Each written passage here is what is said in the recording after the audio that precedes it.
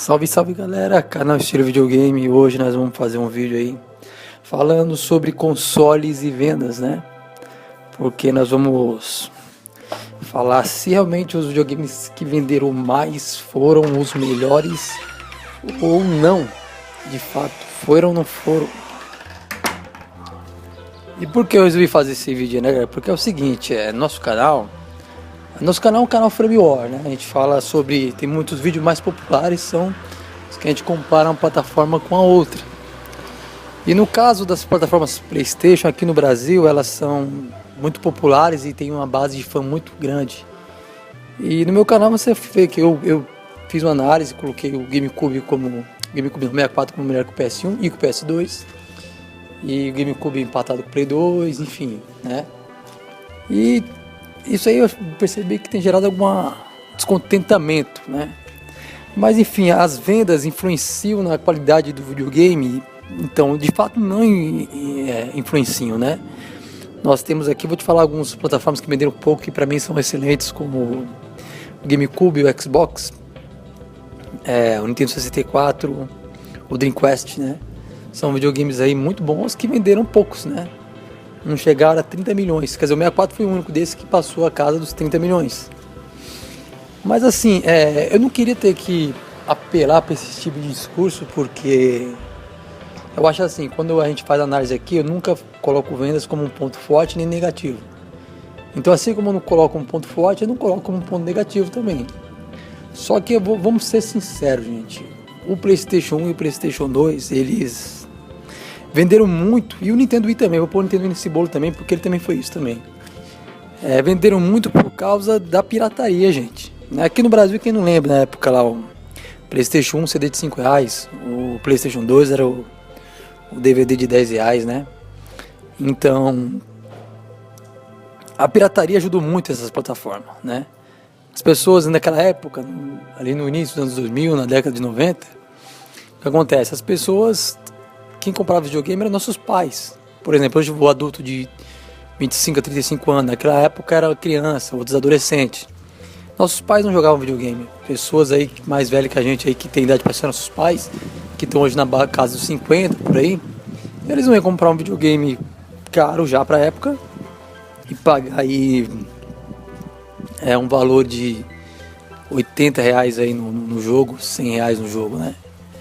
Então isso pra época era absurdo. Então era muito mais viável se comprar uma plataforma de 300 conto, na época do PlayStation 4 300 conto, comprar uma plataforma de 300 conto e um CD de R$5, né? E no caso do PlayStation 2, plataforma na época o PlayStation 2 saiu era quase R$1.000, comprar CD de 10 conto. E o GameCube e o 64 era muito mais caro. O Nintendo Wii é a mesma coisa também. O Nintendo Wii, ele era bem mais barato que o PlayStation 2 e o PlayStation 3 e o Xbox 360. E a plataforma era mais barata e os jogos eram muito mais baratos, né? E pra você ter uma ideia, né, gente? Foi isso que fez o jogo vender muito, né? Por exemplo, o Nintendo Wii, por exemplo, o Nintendo Wii, como eu tava dizendo, né, pessoal? O Nintendo Wii, cara, ele era um videogame de hardware de geração da sexta geração, cara. Se você pegar o Nintendo Wii contra o primeiro Xbox, são um pau a pau, velho. É um embate bem parelho, mano. Mas a Nintendo teve uma estratégia muito boa com o Nintendo Wii, porque ela inovou no controle, que foi um sucesso. E a jogabilidade do Nintendo Wii eu gosto, eu acho muito boa. Então ela inovou no controle. O Nintendo Wii, por ter esse hardware mais simples, ficou bem mais barato que o PS3 e o Xbox 360. E a pirataria também ajudou o Nintendo Wii.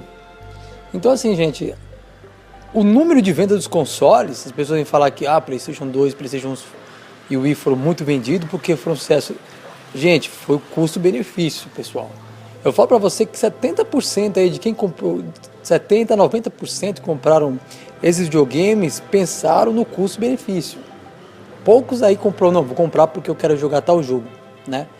Eu tenho até um amigo que ele era fã demais do Resident Evil. E no Play 1 ele tinha 1, 2 e o 3. Saiu o GameCube, eu falei, mano, o GameCube ele tem o Resident 0, o remake do 1 que tá um gráfico muito louco. O 4, a melhor versão do 4 é do GameCube. Tem o 1, o 2, o 3, o Código Verônica. Mano, você pega o GameCube, você vai ter todos os Resident. O cara foi comprar um PlayStation 2. Tipo, eu não entendi, mano. O cara falou, mano, pra mim, que ele batia no peito e falava, ó, o PlayStation 1 é foda porque tem os Resident, o 64 só tem o 2. Beleza, saiu o GameCube lá. Todos os Resident pra GameCube. O cara comprou o Play 2. Então, assim, você vê que existe isso, gente. As pessoas que compravam o PlayStation 2 não era só pelos jogos, não. A maioria era pela pirataria. Muitos chegavam em mim, você tem um GameCube aí, mas você compra um jogo por mês só.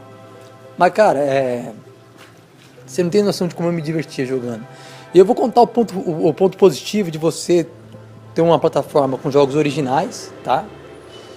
E eu vou te mostrar um ponto positivo no jogo também, porque quando eu tinha o 64, né? Na época o 64 ele era R$300, o salário mínimo naquele tempo era uns R$300, né? E os jogos eram de 100 a 150, tinha jogo de 50 você comprava seminovo. Assim, onde eu morava, eu e mais alguns amigos tínhamos 64, cada um tinha 2, 3 fitas, 4 fitas. Num total assim dava umas 20 fitas, 15 fitas. Então a gente fazia esse rodízio das fitas, um me interessava pro outro, né? E às vezes eu ficava um mês com um jogo, outro mês com outro jogo. E a plataforma Nintendo 64 foi a plataforma que eu mais salvei jogo, cara. Mais salvei jogo. Por quê? Porque como eu não tinha tantas opções, eu ficava focado naquele jogo que eu tinha ali no momento. Aquele que era o inédito para aquele momento, né? E, por exemplo, quando eu tive o Nintendo Wii, o Xbox 360 eu tive também, o próprio PlayStation 2, PlayStation 1. Quando você tem muitos jogos, às vezes você fica meio perdido, porque você fica trocando jogo toda hora. Às vezes joga meia hora e de repente dá vontade de jogar um outro jogo. Então, assim, isso é um ponto negativo, gente. Acredite, cara, ter tanto jogo assim era um ponto negativo. Por isso que todo jogo do 64 eu fiz 100% no Mario 64, 100% no Zelda Ocarina of Time, apesar que esses jogos são verdadeiros mitos, né? Por isso que dá vontade de jogar tanto também. Mas pra você ver, fiz 100% neles, o 07 GoldenEye não consegui 100% porque o modo 00 Agente é muito difícil. Mas assim, eu sugava tudo, cara, dos jogos do Nintendo 64, porque às vezes eu ficava com um jogo, 1 mês, 2 meses com ele e não aparecia nenhuma novidade pra me jogar. E como os jogos já eram bons, isso fazia com que eu jogasse mais, aumentava a gameplay do jogo, né? E você vê, as pessoas falam besteira sobre vendas que eu não consigo entender, velho. Por exemplo, eu vi um cara falando, não, o Dreamcast é um videogame muito bom, chegou aí com efeito novidade, videogame pra vender bem e tal, mas o PlayStation 2 acabou com o Dreamcast. As mesmas do PlayStation 2 acabou com o Dreamcast. Não, calma aí, mano. Se o Dreamcast fracassou, não foi porque o PlayStation 2 vendeu bem que ele fracassou. Ele fracassou porque não teve suporte, a empresa não deu suporte para terceirizada, porque a SEGA contra a Nintendo se mantém das próprias franquias. Você pega qualquer plataforma Nintendo, ela se mantém com os seus jogos. Os jogos da Nintendo vendem muito na plataforma Nintendo, né? Claro, só na plataforma Nintendo, porque até não vende em outros consoles. E já a SEGA não, a SEGA é muito dependente das third parties, assim como a Sony e a Microsoft também. Deixa a Sony perder um apoio de uma EA, de uma Ubisoft, você vai ver o que acontece, né? Esses videogames são mais como videogame multiplataforma, né? Por isso que às vezes as pessoas não entendem porque o 64 saiu de fita, ou o GameCube Mini DVD. Porque assim, a Nintendo não estava preocupada em dar suporte para as terceirizadas, ela mesmo dá suporte do seu cliente, né? Tanto que a Nintendo, como é que a Nintendo faz? Por exemplo, ela sabe como trabalhar com sua plataforma.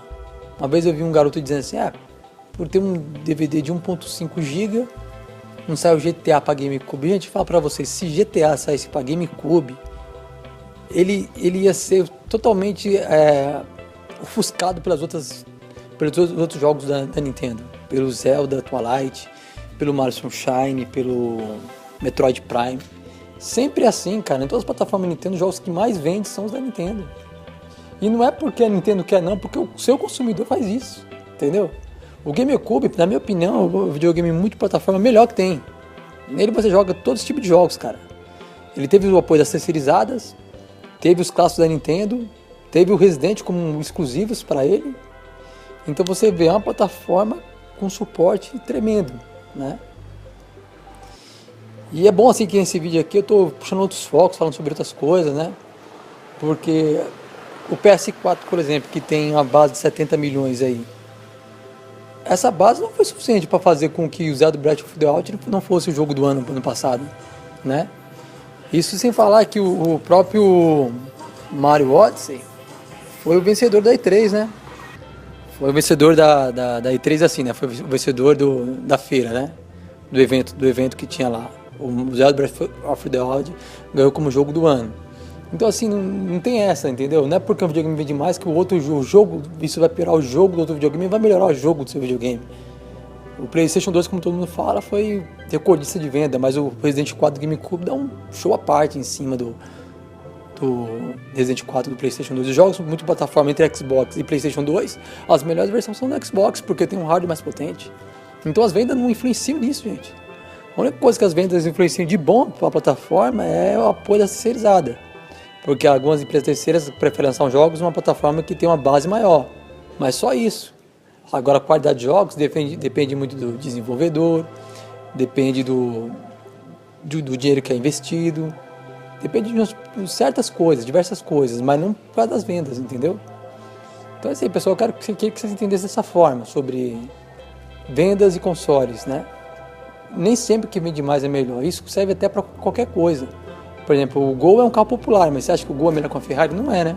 Pode vender milhares de Gol, mas não é melhor que a Ferrari. A Ferrari é a Ferrari, entendeu? Bom, rapaziada, esperei ter ajudado vocês aí um pouco aí sobre esse lance de vendas aí.